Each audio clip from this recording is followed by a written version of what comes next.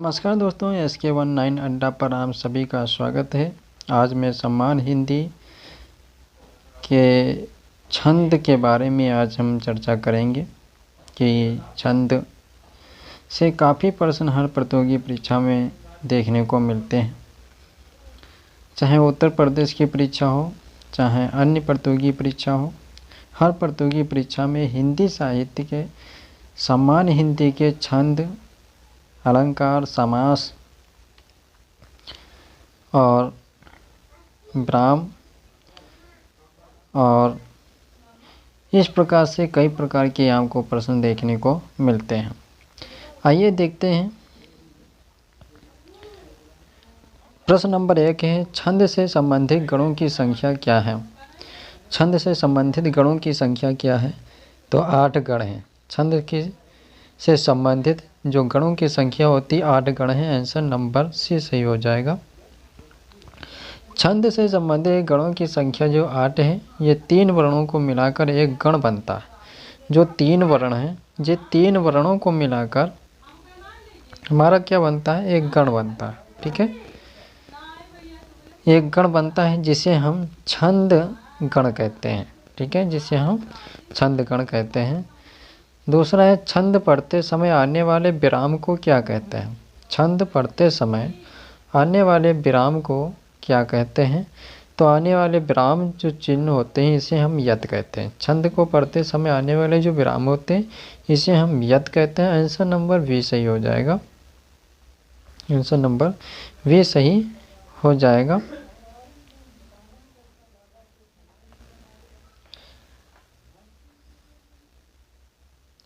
आगे देखिए, प्रश्न नंबर 2 में व्याख्या सहित आपको समझाता हूँ।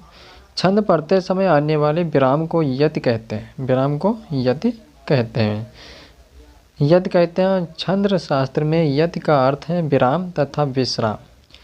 ठीक है, यति का अर्थ जो होता है विराम तथा विश्राम। विश्राम मीन्स होता है रुकना। ठीक है, विश्राम मीन्स क्या होता है? रुकना होता है। जो विराम का चिन्ह जो लगाया जाता है ये रुकने के लिए लगाया जाता है, कुछ पल के लिए।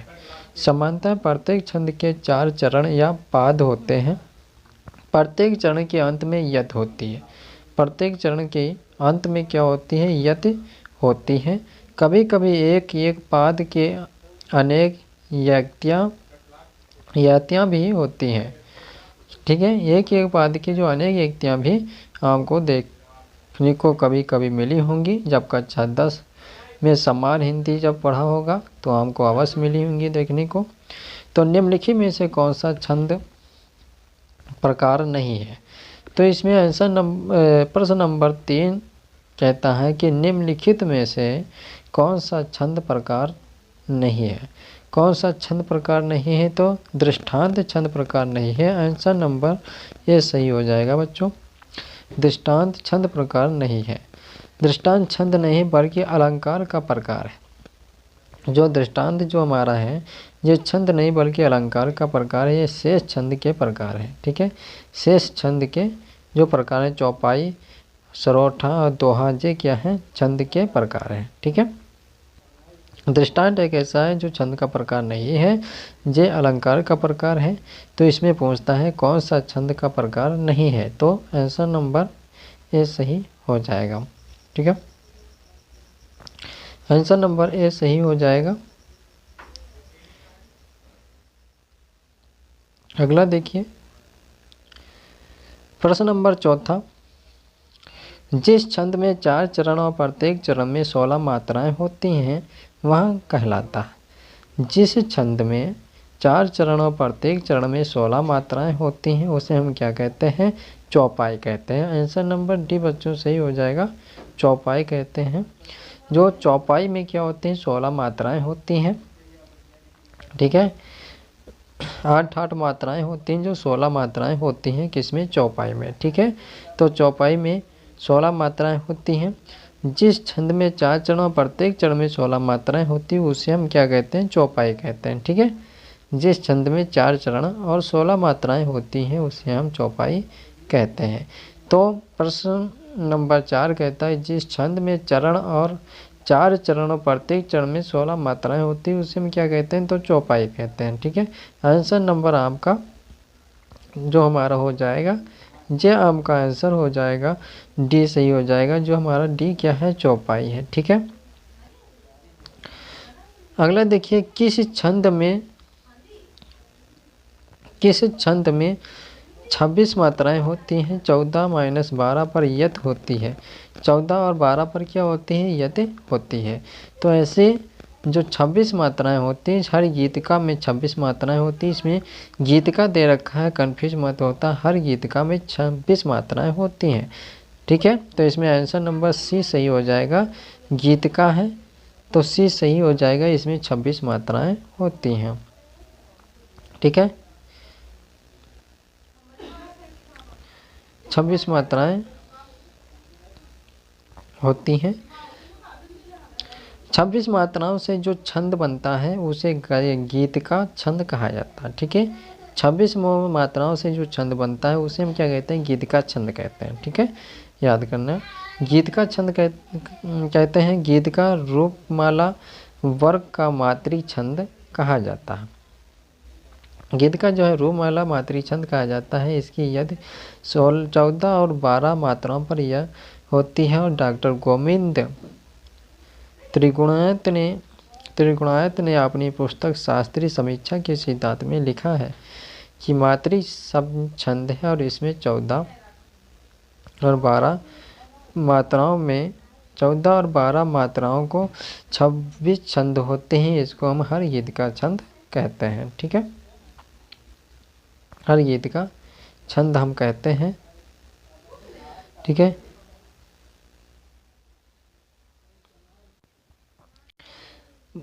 बारह मात्राओं की यति से 26 मात्राएं होती हैं और अंत में लघु और गुरु रहते हैं। ठीक है, अंत में क्या होता है, लघु और गुरु रहते हैं। इसका संकेत सूत्र और रतन रवि यदि अंत लघु हो तब बनेगा गीत का। ठीक है, रतन रवि यदि अंत लघु हो तब बनेगा गीत का। ठीक है, गीत का छंद में 14 और 12 पर यत होती है और अंत में क्रमशः लघु और गुरु वर्ण रहते हैं। यहाँ पर रतन का अर्थ 14 तथा रवि का अर्थ 12 है। ठीक है, रवि का अर्थ क्या है, 12 है। ठीक है, आगे देखते हैं। प्रश्न नंबर 6 क्या कहता है, निम्न पंथ में छंद है। तो निम्न पंथ में छंद है, जान गोरे और अनुकूल और से ही हर्षो ना जाए कहीं, और मंजूर मंगल मूल वाम अंग फरकन लागे। ठीक है, तो इसमें कौन सा है, जो सरोठा है। आंसर नंबर ए सही हो जाएगा, सरोठा का। जान गौरे अनुकूल से हे हर्षो ना जाए कहीं। ठीक है, मुझे जानकर बहुत ही, गौरे में से होता है, गौरैया कहते हैं मुझे जानकर किसी भी बात का मुझे बहुत ही हर्ष हो रहा है। और जाए कहीं मंजुल मंगल मूल बाम अंग फरकन लागे। इसमें गौरैया कहते कि जब किसी दूसरा व्यक्ति जब आता है तो उसे आने के लिए हमारा अंग फरक रहा है। ऐसा लगता है कि हमारे दरबार में किसी अन्य व्यक्ति हमारे पधार रहे हैं, दरबार में पधार रहे हैं। इसकी खुशी से मैं बहुत ही हर्ष, मुझे बहुत ही खुशी हो रही है। तो इसमें कौन सा सरोठा छंद हो जाएगा, आंसर नंबर ए सही हो जाएगा। ठीक है, पश्चिम पद में सरोठा छंद या दोहे का ठीक उल्टा होता है। यथा दोहे की द्वितीय चरण को प्रथम और प्रथम चरण को द्वितीय कर देने, तृतीय चरण को चतुर्थ और चतुर्थ चरण को तृतीय कर देने से बन जाता है। इस छंद के विषम चरणों में 11-11 मात्राएं और सम चरणों में 13-13 मात्राएं होती हैं। ठीक है, सम चरणों में कितनी मात्राएं होती हैं, 13-13 मात्राएं होती हैं। तो 2-1-2-1 और 2-1-1 और 2 और 1 ये मात्राएं होती हैं। और ये 1-1 हैं, ये भी 1-1 हैं, ये भी 1-1 हैं। और ये 2 मात्रा हैं, ये 2 हैं और अन्य सारी 1-1 हैं। जाने गौरे अनुकूल से हे हर्षु ना जाए कहीं। ठीक है, तो जाई में 2 मात्राएं हैं और काही में 3 मात्राएं।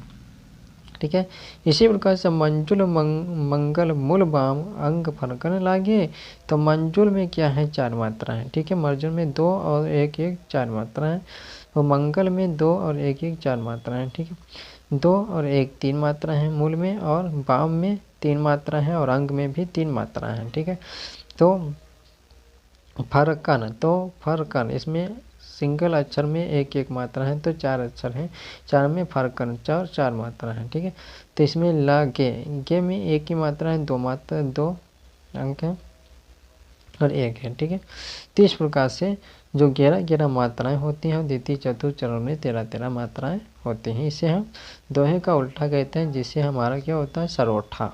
ठीक है, इसे हम सरोठा कहते हैं।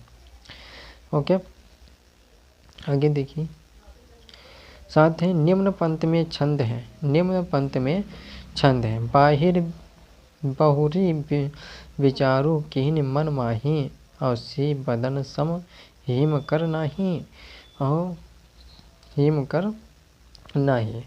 ठीक है, तो इसमें आंसर नंबर भी सही हो जाएगा, व्यक्त रेख सही हो जाएगा, बहुरी विचारू किन्हीं मन माही। ठीक है, विचारी किन्हीं मन माही, और से बदन सम हिम कर नाही। ऊपरी पंक्ति में प्रतीप अलंकार है, यह अलंकार जिसमें सामान्य उपमा से विपरीत प्रकार के वर्ण द्वारा प्रसिद्ध उपमेय को उपमान सिद्ध करके चमत्कार पूर्ण संघर्ष से उपमेय उपमान की उत्कृष्टता दिखाई जाती है, यह प्रदीप अलंकार कहलाता है।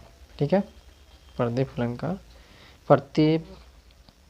अलंकार कहते हैं। ठीक है, आगे देखिए, निम्न पांक्ति में छंद है, तो निम्न पांक्ति में छंद है, राधा के बर बेन सुनी चीनी चकित सुमाए, और दाख दुखी बिसरी मुरी सुधा रही सकुचाए।